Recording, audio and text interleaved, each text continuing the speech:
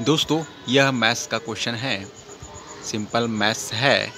आपको सॉल्व करके बताना है दोस्तों 2 मिनट के अंदर में कि इसका आंसर क्या होगा। मैं आपको ऑप्शन दे रहा हूँ A, B, C और D। आपको सॉल्व करके बताना है कि इन चारों में से आपका आंसर कौन सा है। कमेंट करके जल्दी बताएं दोस्तों। बुद्धिमान है वही जवाब दे पाएगा, लेकिन कोशिश सभी करें और कमेंट करके बताएं कि आपका आंसर क्या आ रहा है।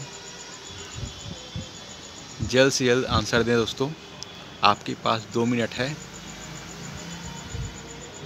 कमेंट के माध्यम से आप अपना आंसर दीजिए दोस्तों। और दोस्तों यदि आप हमारे पेज पर पहली बार आए हैं तो पेज को फॉलो कर लीजिएगा दोस्तों, ताकि आपको अपडेट्स मिलती रहें। और वीडियो अच्छी लगे दोस्तों तो वीडियो को शेयर और लाइक करना ना भूलें।